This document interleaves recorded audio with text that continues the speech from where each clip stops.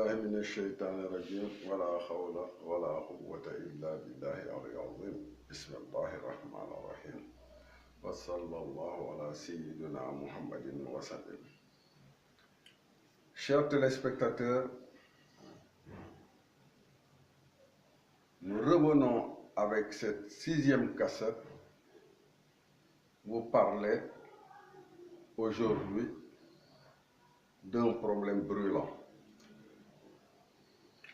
Nous étions par exemple à ce niveau dans la clarification des causes du désordre dans le monde. Aujourd'hui, nous allons suspendre un peu le sujet, parler de ce sujet brûlant actuel, avant de revenir, par exemple, continuer dans le sillage de notre programme. Quel est le problème actuel? Deux problèmes brûlants. L'extermination des musulmans en Birmanie. Le deuxième problème, c'est l'expulsion de Kéry Séba du Sénégal.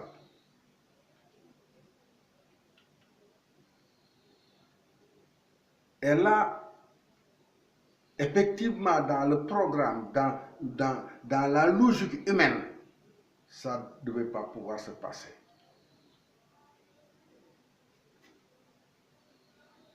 Pour que ça se passe, pour qu'il y ait autant d'intolérance dans le monde, il faudrait être averti sur certaines choses. Parce que l'intolérance est une limitation des moyens de défense ou des moyens d'expression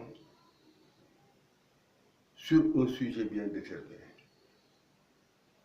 L'intolérance religieuse actuelle de toutes les congrégations du monde contre l'islam ne dénote que,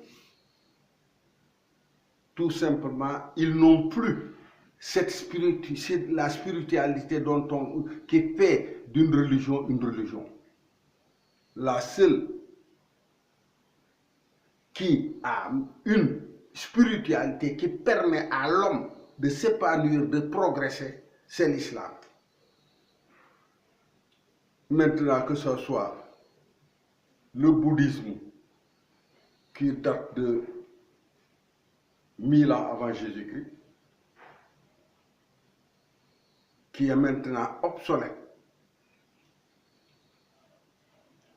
ou bien le racisme occidental, qui essaie d'enclore, de piger toute une race dans les liens maintenant de colonialisme. Nous allons vous expliquer ces deux systèmes, ces deux phénomènes. Parce que l'Afrique, effectivement, a subi la colonisation armée de l'Occident.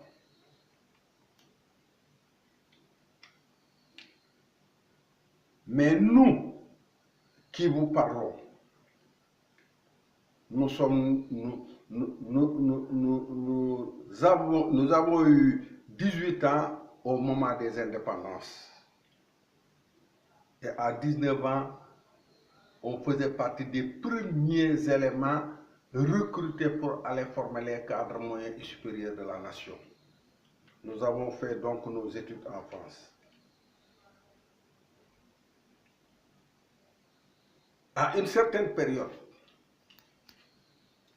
ébloui même par cette civilisation occidentale, on raisonnait comme tout le monde. Et un Africain qui raisonne à l'occidental est la pire des choses dans la mesure où il s'aliène lui-même, il refuse même, en voulant être comme les autres, il refuse sa condition d'abord de coloniser, de retarder, et le combat, l'effort à fournir, l'effort à faire pour un combat de rétablissement. Donc nous ne divaguons pas. Qu'en anti de nos diplômes et des moyens financiers que nous octroyons nos études à l'occidental, nous avons à une certaine période reçu par intuition ou bien par révélation de nuit d'arrêter la façon dont on vit, parce que ce n'est pas comme ça le bon chemin. Depuis, nous avons essayé de chercher dans l'hermétisme même de la religion révélée, à travers le message d'abord. Quand on dit la religion du livre, à travers, en regardant la Bible et en regardant par exemple le Coran, en travaillant, parce que moi je suis un technicien qui est supérieur de l'aéronautique. Et durant nos études, nous avons eu une formation assez correcte ou bien assez avancée sur la manière de chercher dans la documentation technique comment chercher quelque chose à travers un document. En outre, on a attiré notre attention sur le mot message qui introduit automatiquement deux sens dans un texte. Et on a essayé avec toute notre force morale, notre instruction et tout ce que ça peut ça demander d'efforts intellectuels, de percer le message des livres de la religion. Et nous allons vous expliquer aujourd'hui pourquoi autant de tolérance, aussi bien par le racisme occidental que par l'intolérance religieuse des autres religions.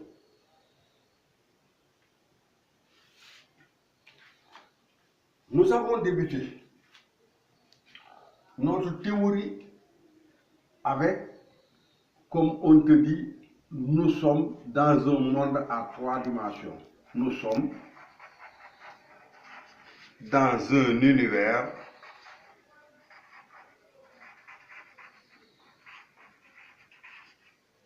à 3 dimensions. Ça, ce n'est pas moi qui l'ai inventé, c'est ce qui se passe réellement. Donc, toute chose qui ne possède pas ces 3 dimensions dont on a parlé, longueur, largeur et épaisseur, ne peut pas avoir de volume, donc ne peut pas être palpable. Et dans ce monde où nous vivons sur le globe terrestre, le peuplement, par exemple, de la planète par l'être humain a été fait à base de 3 races. 3 races. Le noir d'abord, le jaune et le blanc. En cube cigogne, c'est-à-dire l'un renfermant les autres. Et la race noire renferme aussi bien le jaune que le blanc. Parce que la race noire, l'homme est descendu en Afrique noir, dans l'environnement équatorial. Quand il sort de cet environnement, comme nous l'avons déjà dit, il perd un certain pourcentage de sa mélanine. Il devient jaune. En continuant vers maintenant l'environnement polaire, il perd pratiquement totalement sa mélanine et il devient blanc. Et autant cette formation a été faite de cette façon, autant le savoir humain sur Terre a été fait dans ce sens. le noir d'abord,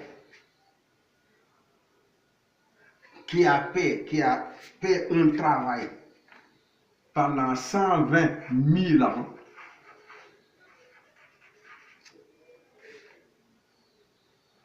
avant de sortir son savoir en coupant sa civilisation, et il a passé le relais aux jaunes par l'intermédiaire d'un prophète qu'on appelle Moïse. Il y a de cela 7000 ans.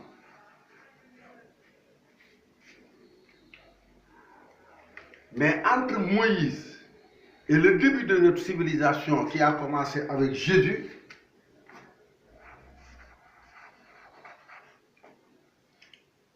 il y a 5000 ans.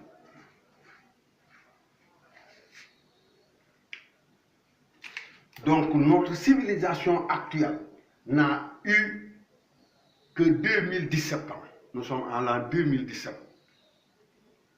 Mais entre l'événement de Jésus et l'événement de Moïse, il y a une coupure historique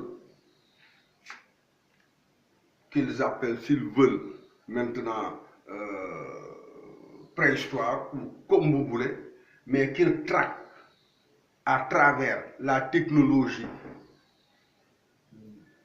dans tous les coins, à travers tout le globe, et qu'ils n'arriveront pas à remonter. Pourquoi? Parce que celui qui a fait pendant 120 000 ans une civilisation aussi prospère, aussi avancée que la civilisation dont on connaît que le dernier bastion qui est la civilisation égyptienne, a pris ses précautions. Et les Noirs se sont hibernés.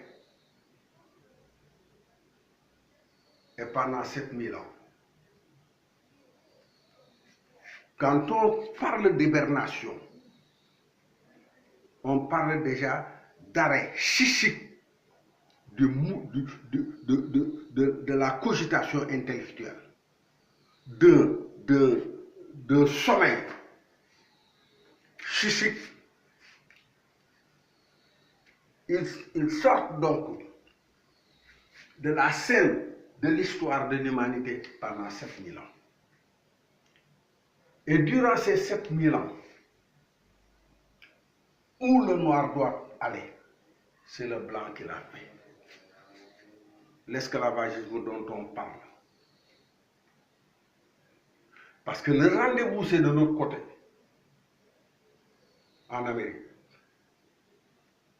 C'est eux qui sont venus nous prendre pour nous amener là-bas, parce que en nous-mêmes, en état léthargique, chichique, on ne pouvait pas consciemment y aller pour qu'on puisse bien déterminer. Mais, donc, celui qui a pris autant de précautions a programmé son retour. Et que mes frères noirs qui m'écoutent,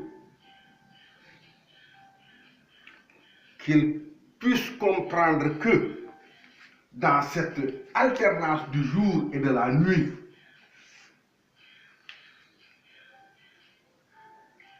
on va faire ça, c'est le jour,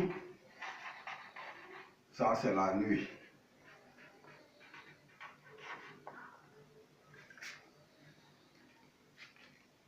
Comme par exemple dans l'histoire, dans le mouvement de la révolution du jour et de la nuit qui se passe par exemple en 24 heures, la passation, l'alternance se fait en 23 minutes.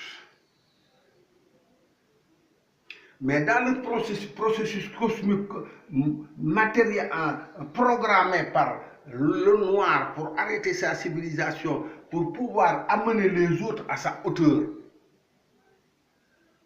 on programmait pour 7000 ans leur sortie de scène. Mais entre maintenant l'entrée, la sortie du jour et l'entrée de la nuit, les 23 minutes de notre jour solaire se passent en 13 ans dans le programme, par exemple, de l'alternance raciale. Et qu'est-ce qui s'est passé?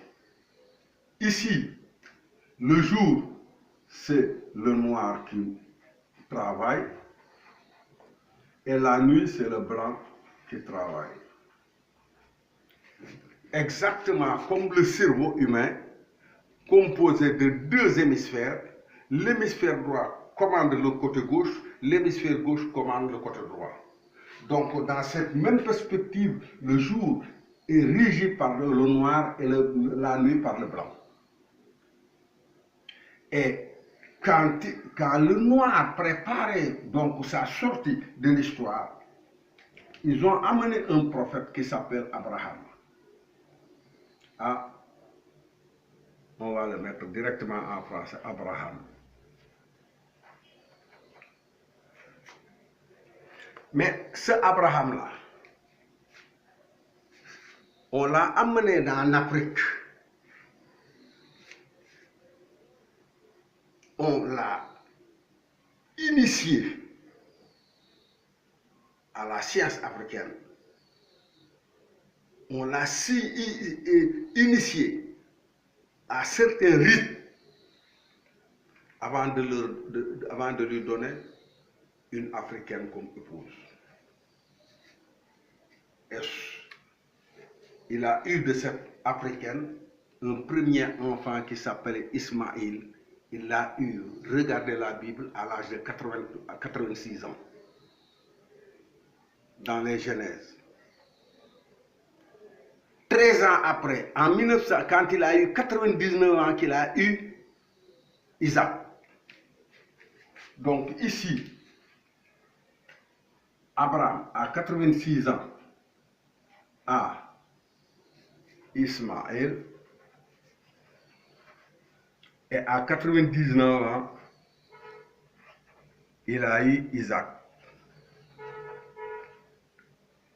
Nous n'allons pas polémiquer sur qui est le premier, qui est le deuxième. On sait très bien que c'est Ismaël qui est le premier.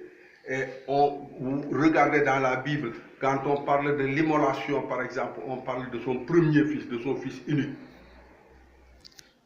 Parce que les falsifications, et c'est dommage, les Africains sont encore plus portés à colporter encore toutes ces falsifications occidentales. Donc pour se désaliéner, il faudrait d'abord pouvoir comprendre la vérité et en même temps, à chaque fois qu'une occasion se présente, sauter là-dessus. Dans mon premier film, je parlais de la jeunesse africaine en leur disant tous les pays africains ont des universités. Il faut que les universitaires entrent en jeu, qu'ils se communiquent, qu'ils refusent, qu'ils puissent se communiquer, se former un bloc. Ils ont cette occasion avec le cas de Kémy Saba, avec le franc CFA. Si toute l'Afrique francophone se met derrière son combat, tout de suite, vous verrez que les premiers jalons implantés par les Africains il y a 7000 ans vont se mettre en branle. Donc, de 86 à 89, il y a 13 ans. Et le monde est entré, par exemple, dans la nuit cosmique. Après une traversée de 5000 ans, donc 5000 ans après, Jésus est venu. Et le programme de notre civilisation a commencé. Et quand il y a eu 2000 ans de civilisation, le monde occidental a déclaré que l'an 2000 sera la fin du monde. Pourquoi? Parce qu'il va y avoir le bug de l'an 2000. Ils ont émeuté le monde, prendre leurs précautions et tout ça. Le lendemain du 1er janvier, il n'y a eu rien du tout.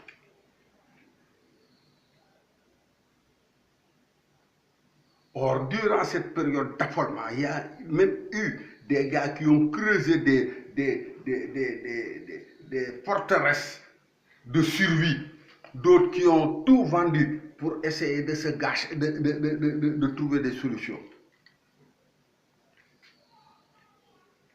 Et on continue.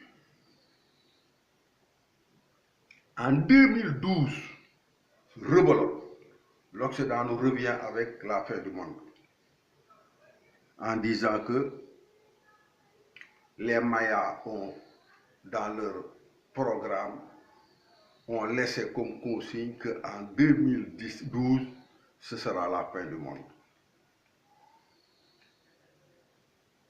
Rebelote encore, la peur panique. Le lendemain, rien ne s'est passé. Seulement, ce qu'il ne peut pas comprendre, c'est que entre 2000 et 2012, 13 ans sont passés. Donc, autant on est rentré dans la nuit avec l'événement de Moïse, mais on est rentré dans le jour maintenant en donnant comme exemple l'histoire qui s'est passée au Sénégal. Parce qu'au Sénégal, où le gouvernement qui était en place passait mettre dans l'art de voler des élections, en 2000, le président Abdou Diouf a reconnu, avant même la fin du scrutin, il a reconnu sa défaite. Et Abdoulaye Wade est venu. Abdoulaye Wade clamait tout haut à qui veut l'entendre qu'il était le président le mieux élu du monde. Et le monde africain, les présidents, quand ils venaient leur demander des conseils, ils leur disaient que si vous essayez d'avoir tout simplement la légitimité, c'est-à-dire que les hommes qui ne comprennent encore rien votent pour toi, pour toi, à ce moment-là, tu deviens un président légitime, même si c'est illégitime. À partir de ce moment, vous aurez les forces de l'ordre et vous aurez les finances. Il dit, vous avez ces trois-là dans un pays africain, vous ne pouvez pas perdre des élections. Il l'a dit et il a perdu. Quand il a perdu, lui-même a clamé tout haut, où m'est passé ce jeune-là?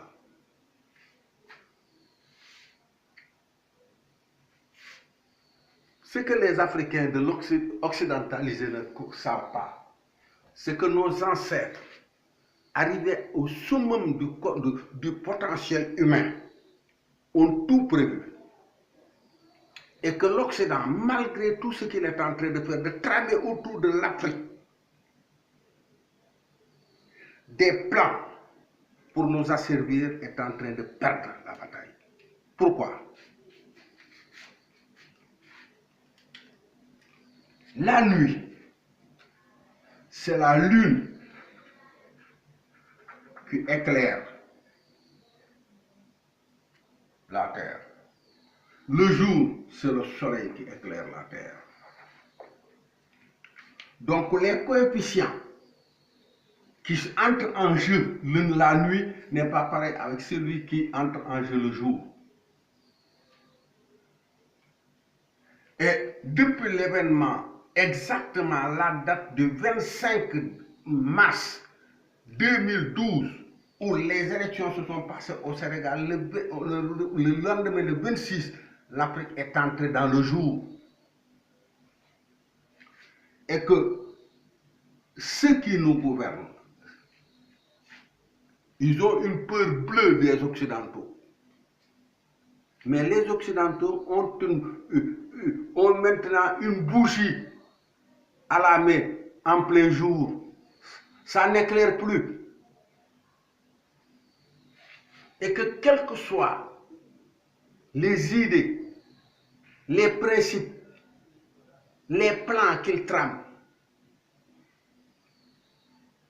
la boule revient à son point de départ. Ils ne pourront rien. Donc, que les Africains, au bout de 50 ans d'indépendance, puissent clamer leur autodétermination et que la France, un petit pays de rien du tout, dont Cheikh Anta Diop déjà disait en 1956 que l'Afrique doit aider la France à se débarrasser de ses colonies. Parce que la France elle-même est trop faible pour penser se séparer de ses colonies dans la nation d'agriculture. Donc, si maintenant, avec le combat de ce jeune franco-béninois, Kémy Seba, qui, rien que le fait de brûler un billet de 5000, quand on a vu en pleine émission en France, Charles Gainsbourg brûler un billet de 500 francs CFA, il n'y a jamais eu de scandale. La France a la mémoire courte. Mais ce que la France ne sait pas, c'est que non seulement l'Afrique va se libérer de gré ou de force, qu'il le veuille ou pas, mais en même temps, on va abandonner cette langue française.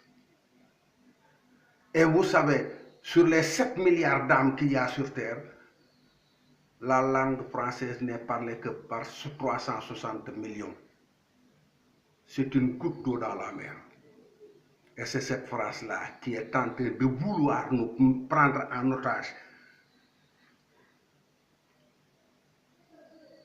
Qu'elle se remette dans ces machines. Parce que on est sur une boule qui tourne. Que tu le veuilles ou pas, tu tournes avec la boule. Et que dans les développements qui vont venir, je vais vous démontrer comment les anciens, avant d'arrêter cette civilisation africaine pour donner les autres armes aux civilisations trop en retard, comment ils ont pris leurs précautions. Ce n'est pas parce qu'ils ont pris leurs précautions qu'on va dormir sur nos lauriers. Actuellement, c'est un réveil pratiquement sur tout le continent, du moins francophone, à cause justement de ce franc CFA que nous plombons. Donc je fais un appel à tout Africain en leur expliquant par une loi physique sur le principe des couleurs.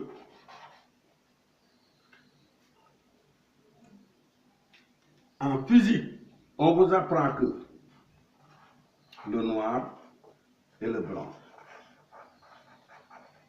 leurs caractéristiques, le noir attire l'énergie pour l'emmagasiner, il attire l'énergie pour l'emmagasiner, tandis que le blanc attire l'énergie pour la refléter. Je vous ai assez expliqué ce principe des pôles d'éléments. Et que tant que les Africains parleront cette langue française, même si avec toute la volonté du monde, quand tu prends le pouvoir, tu deviens fou. Pourquoi? Parce que tu es dans un pays où il faut faire descendre, or tu essaies de monter. Et depuis qu'on a l'indépendance, il n'y a pas un seul président qui a travaillé dans ce sens-là. Il travaille en sens contraire des intérêts de l'Afrique. Donc, je fais appel donc à tous ces universitaires qui foisonnent en Afrique, que le seul issue dans ce combat, c'est de se mettre en commun, de lutter contre l'oppression, aussi bien américaine que occidentale, tout simplement. Ça, c'est pour maintenant la race noire. On revient maintenant à la religion.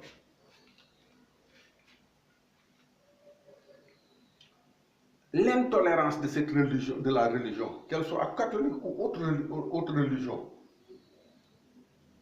c'est tout simplement parce que il ne possède aucune spiritualité. Aucune.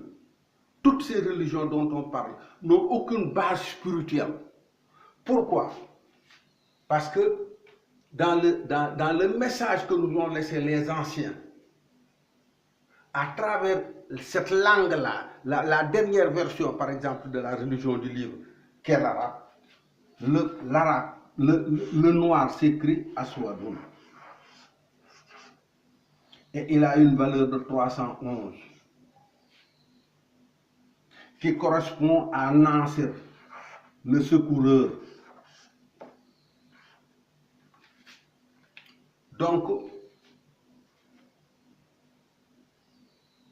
le monde actuel, avec tout ce qui nous gouverne, les Illuminati, les francs-maçons, et tout ça, ils nous gouvernent par la force, par le matériel, par la cogitation intellectuelle.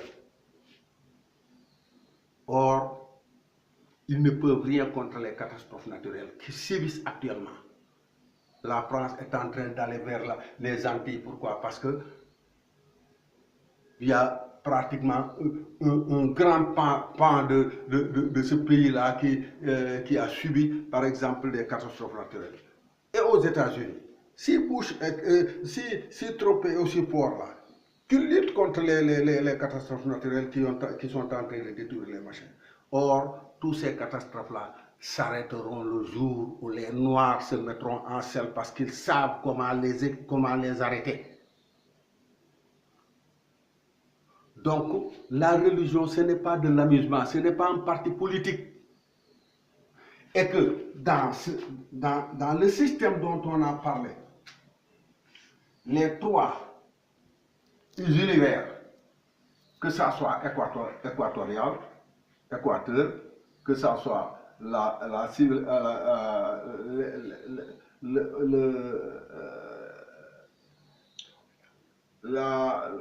comment on appelle encore là, l'environnement équatorial, l'environnement polaire, ou l'environnement intermédiaire qu'on appelle tropical.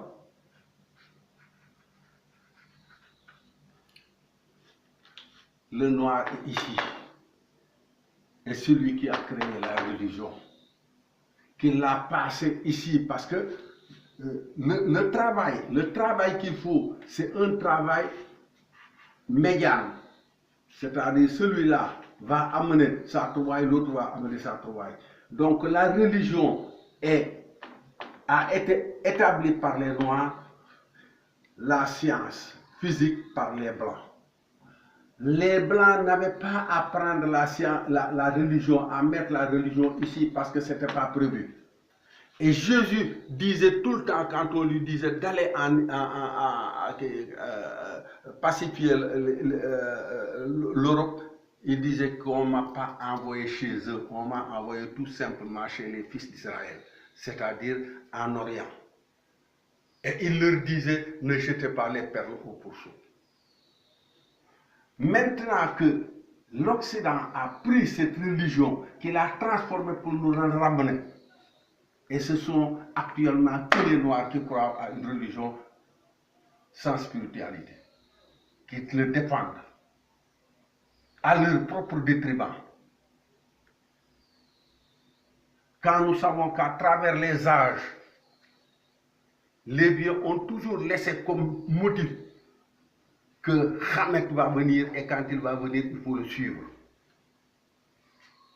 Donc c'est une longue histoire qu'on va, qu'on va reprendre. En disant que ce qui est en train de se passer, par exemple en Birmanie, où le prêtre dit, parce que les musulmans ont droit à prendre plusieurs femmes, ils font beaucoup de gosses, ils sont en train de nous submerger. Ce n'est pas une raison. Allez dans les pays scandinaves où il y a un homme pour 5 femmes. Le martyr de ces femmes-là. Donc la religion, ce n'est pas quelque chose, ce n'est pas un amusement. C'est quelque chose qui a été concocté pendant 120 000 ans et que elle ne peut pas être effective et efficiente que ceux qui l'ont mis en place seront sur la sellette. Donc, je demande à tous ces Africains, à travers les médias, où les professeurs sont en train de parler, les politiciens sont en train de parler, les politiciens, c'est-à-dire les bons, moi je ne parle pas des plus mauvais fils de l'Afrique, qu'on recrute dans des loges pour venir encore nous servir, nous aliéner. Non. Mais actuellement, c'est toute l'Afrique qui est en ébullition. Et ça ne s'arrêtera plus. Pourquoi? Parce que l'Afrique s'est réveillée. Et quels que soient les contrats que vous allez signer, quels que soient, par exemple, les éléments que vous allez mettre en place, vous perdrez. Ça, c'est sûr. Et je vous le démontrerai par le biais, par exemple, de la religion du livre.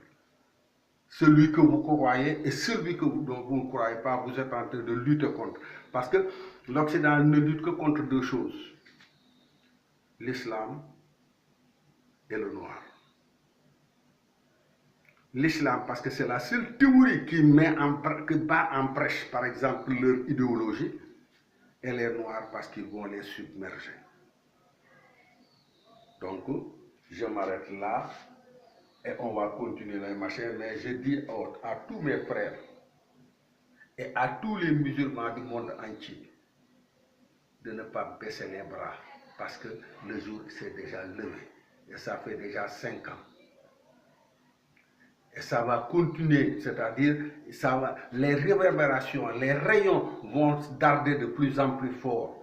Plus chaque jour qui passe, chaque année qui passe va faire réveiller en plus les Africains, et chaque jour qui passe, chaque année qui passe, va